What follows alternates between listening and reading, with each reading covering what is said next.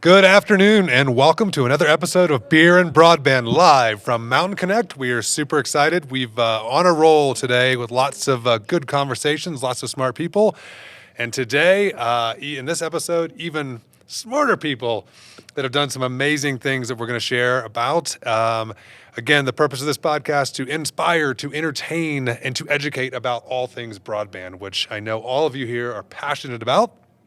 And, of course, beer. So cheers to all of you. Cheers, yeah. All right, so let's go ahead and get started. I'm going to go from this way around. Let's do introductions, and then we'll get right into it. Dennis. My name is Dennis Pappas. I am the director of the fiber network for NextLight, which is the enterprise broadband company for the city of Longmont. And I'm Ian Carmichael. I'm the product and marketing and sales manager for NextLight.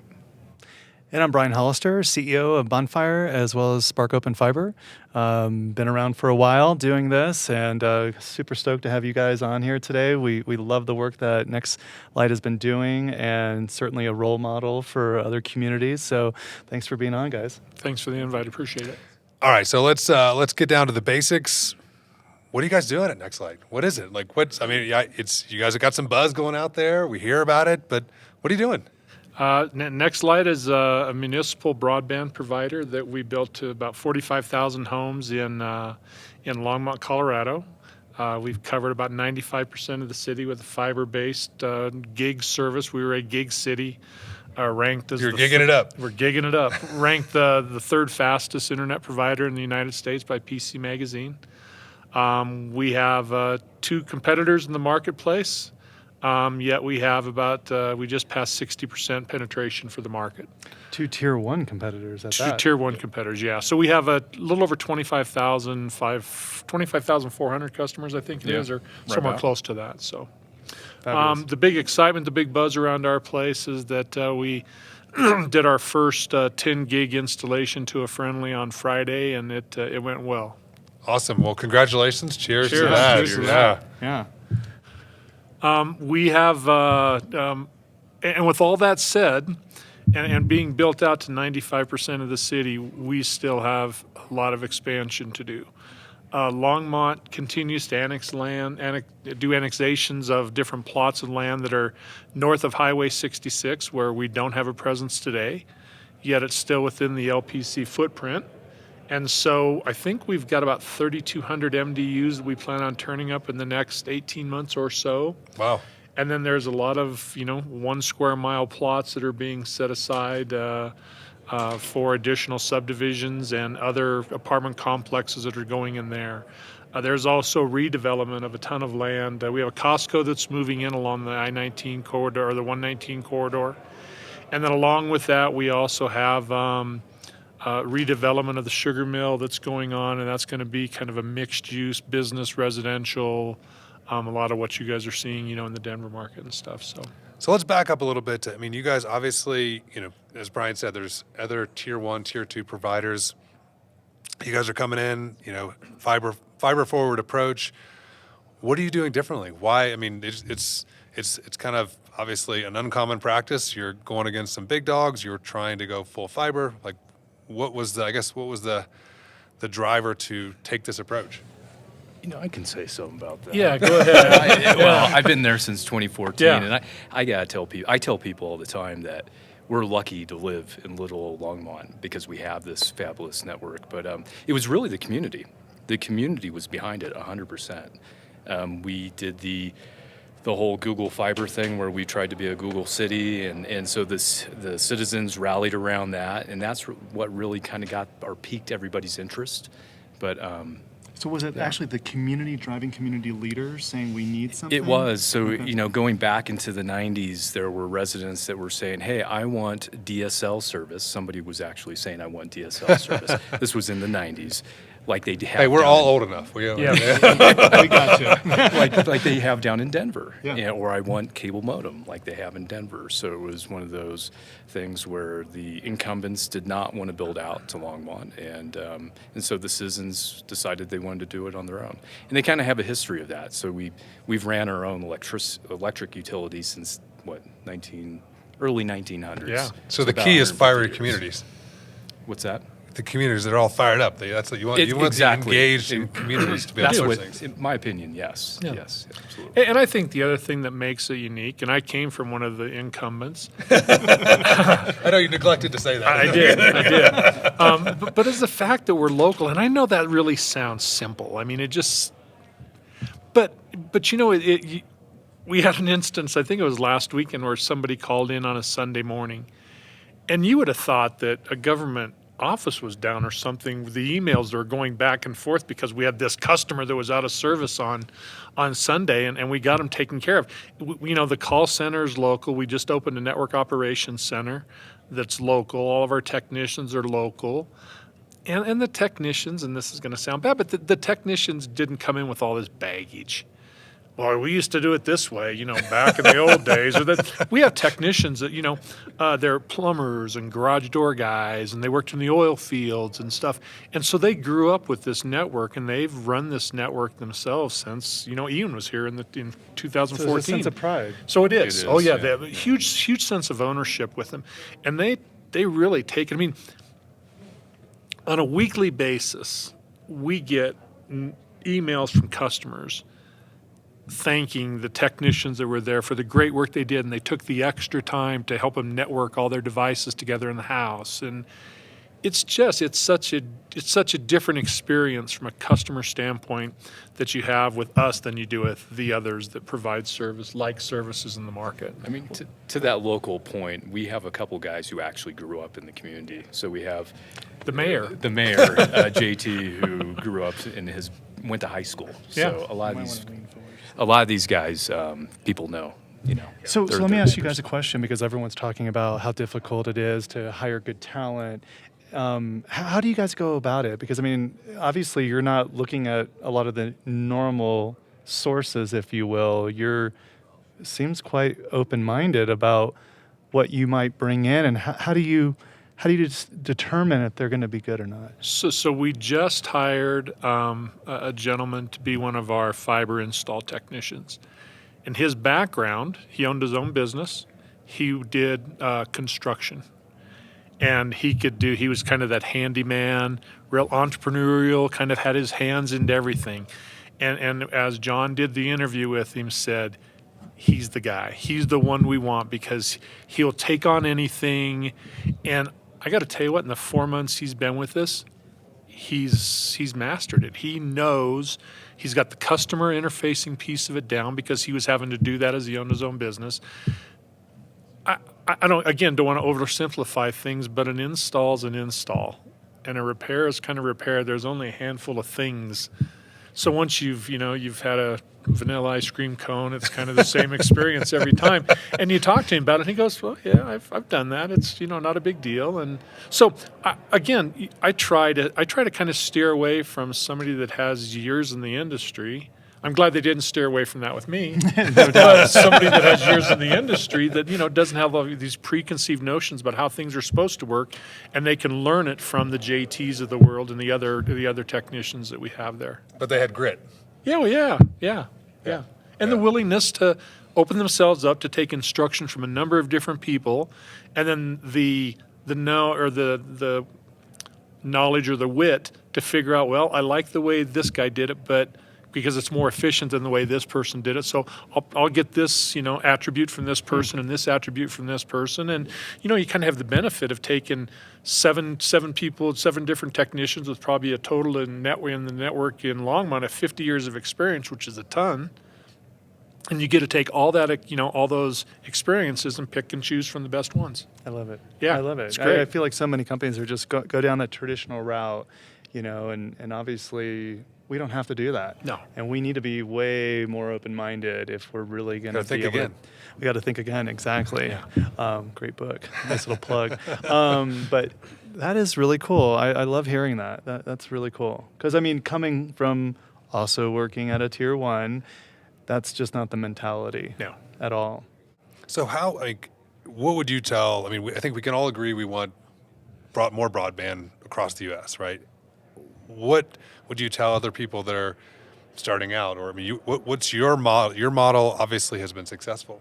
So what have you done differently outside of obviously thinking a little bit differently? But what advice would you give different cities, different municipalities to do what you guys have done? I think, just take the risk. I mean, people want That's all. people want broad. We gotta Well, start there, when right? when you talk about municipal government, it's pretty risk. Averse. Right. They do. They are usually, municipal workers, and they're there for their retirement package, and they really don't want to do anything that's going to rock the boat, typically and traditionally. So, what's in it for them to take that risk? So I say just take the risk because people do want it. They're hungry for it. So. Are you working with other municipalities, or you obviously you have very specific plans, but are you trying to share and educate people about what you're doing? Well, we are. We get calls. I'm working with some folks out of Vineland, New Jersey. I've had conversations with folks out of Portland, Maine. We're in a group. There's Fort Collins and Loveland and Estes Park are all doing the same thing that we're doing. At one time, you would think because we're all probably within a 40-mile radius of each other, whatever that distance is, that we'd kind of be learning from each other on the rights and wrongs, and for some reason, we weren't doing that. And out of the last 6 months, we've really been meeting together, and we have really good meetings, and we learn from each other's, and missteps and those things we did. But you just got to encourage. You said it really well, Ian. It's just telling people you just got to jump in. There's no, you just can't dip your toe in the water and see how it is. You got to stick a plow in. You got to go full pint. You got to go, yeah, exactly. And there's so many of us out there, so many, I say, munis that have done it, and we're all open to sharing. Yeah. We really are.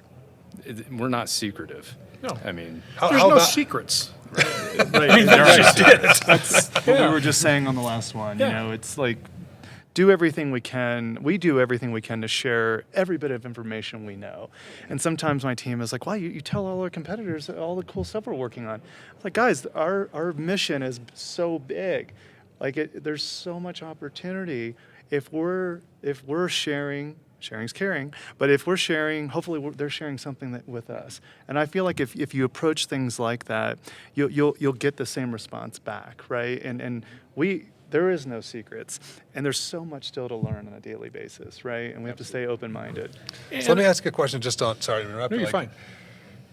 We obviously, have a company that can do designs networks. How important is it from your guys' perspective to get the design of a network right up front, knowing that That's a good point. how important is that I'll let to you guys? It's of utmost importance, and I wasn't here for that initial design phase. Like Valerie always says, somebody else did the tough work before she and I got there. So, but we were told by the consultant, here's how you're only gonna get 30% of this market. There's two other competitors in here. They're formidable competitors.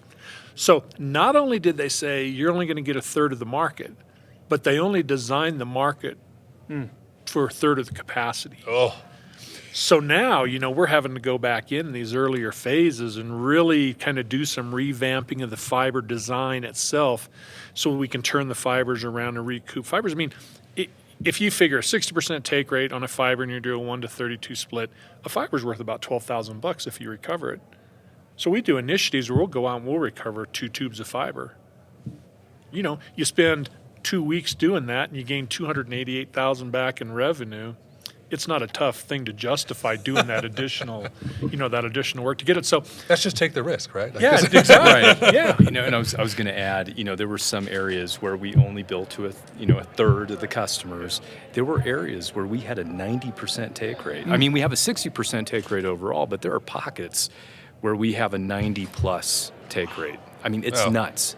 And we all sat around in those early meetings going, can you believe this? We have an 80% take rate in phase this, and it's going, and then it's 90. So But that must have created a lot of anxiety as well when you just blew past your capacity, right? And you've got people excited, and now you can't turn them up as quick because you've got to go rehab and go through that process. Absolutely. We see it all the You time. don't want to give the broadband crack and not be able to give it to them. That's not good, right? Exactly. No, I think that's the biggest challenge that any of us have that are building these networks. You get people excited, but if someone's going to be on the tail end of that build and they're not going to get it for 3 or 4 years, you've got to really you've got to have the soft gloves on, and you got to be really careful about when you start talking to them.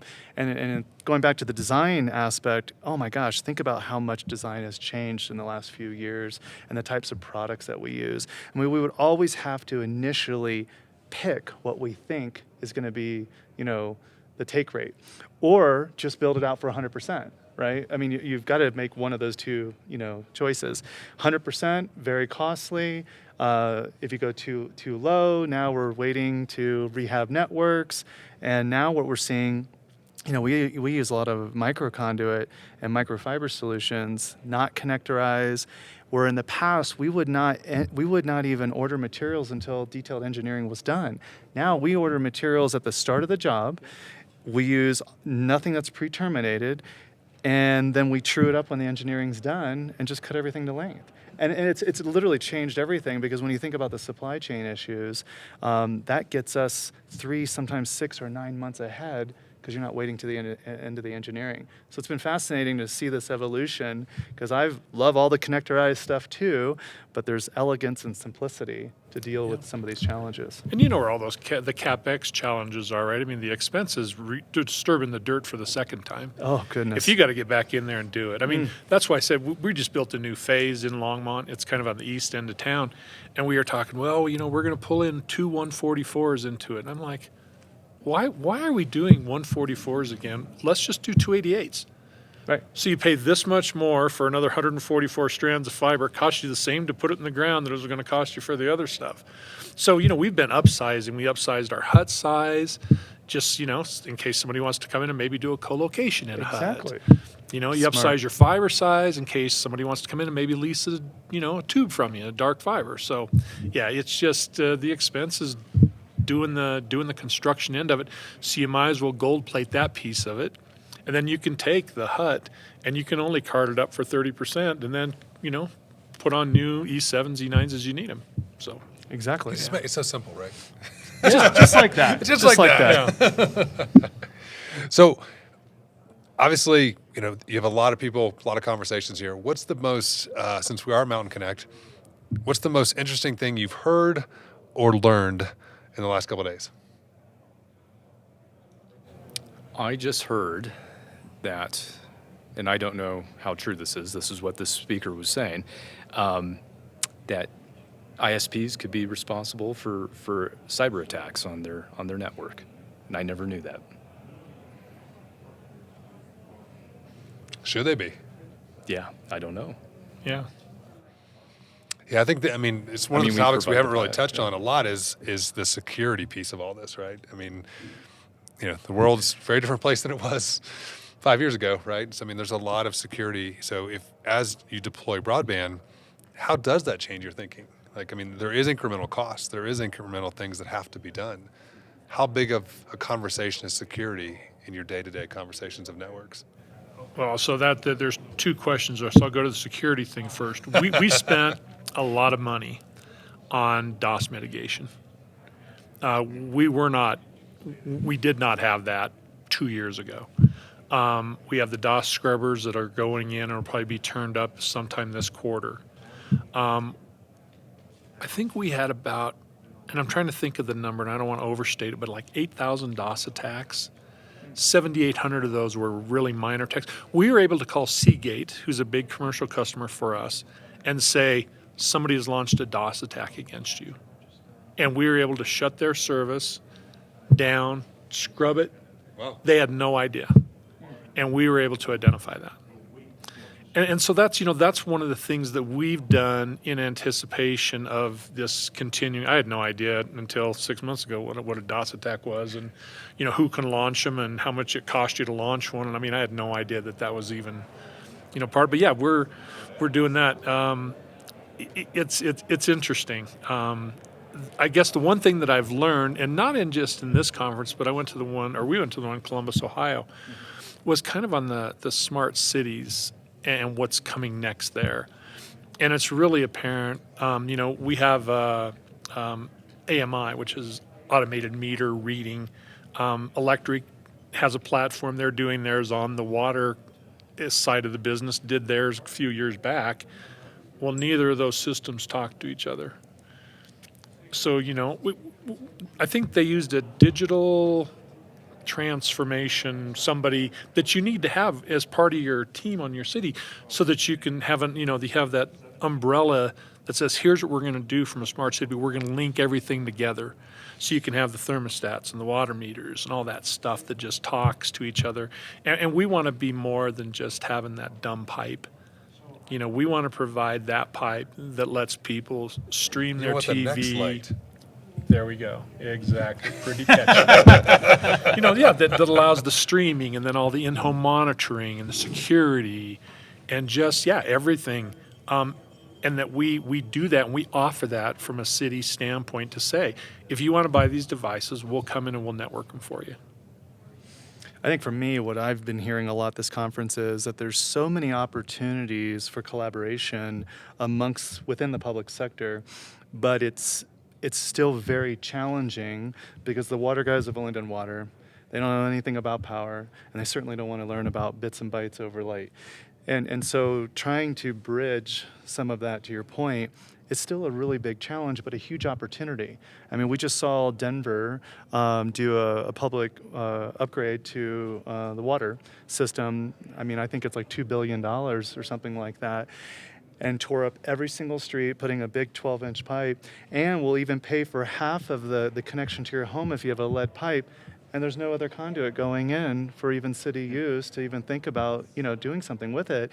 And it would be nothing to throw another conduit in, right? And so I think there's a lot of still lost opportunities for collaboration within the public sector.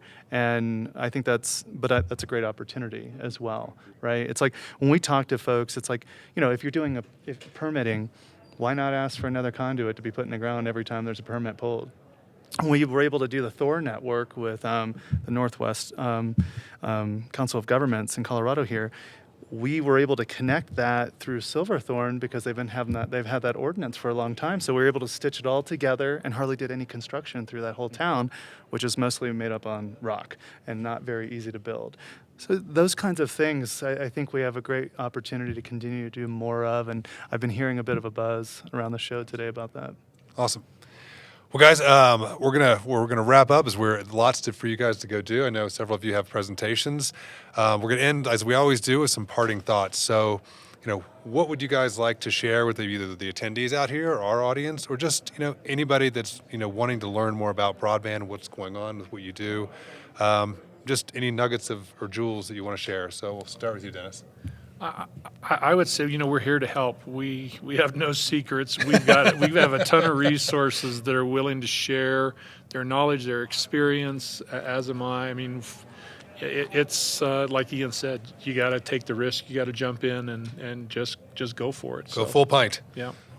Ian, what about you? I'm almost finished with my pint. But, take the risk, man. I would say embrace being small, or embrace being local, because it has really served us well. I mean, it's not just a cliche. No. Yeah, that's great advice, right? I think transparency is like at the cornerstone of the work that we do. And I know, Dennis, you feel the same.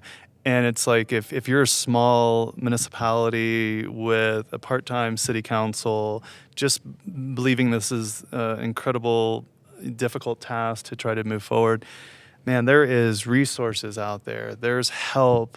There's it's not just the funding. You've got to put the entire plan together, but there's so many people now that are qualified to help you.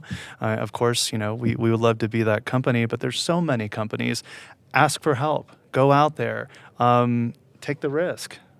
Make it happen. Awesome. Well, guys, I really appreciate your time. I know your valuable schedule, so thank you for being on Beer and Broadband. Thank you for sharing. Sharing is caring, and lots to do, right? We got a lot to do as a community, as a country, and as advocates for broadband. So cheers. Cheers. Cheers. And you can see us on Spotify, on Apple Podcasts, or on YouTube. And we'll see you next time.